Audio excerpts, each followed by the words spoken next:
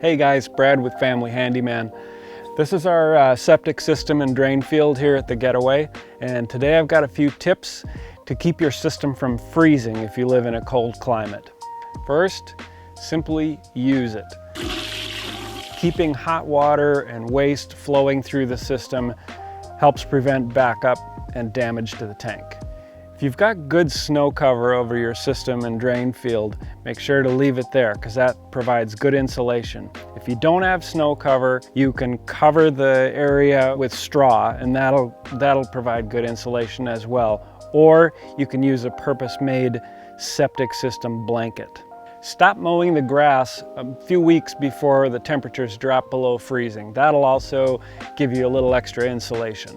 Don't have your tank pumped out late in the fall, as having some waste in there does help prevent freezing. Don't leave a faucet running to prevent your pipes from freezing, as this can cause an ice clog in your septic system. Those are just a few things to keep in mind if you have a septic system in a cold climate. For more great tips, visit us at familyhandyman.com.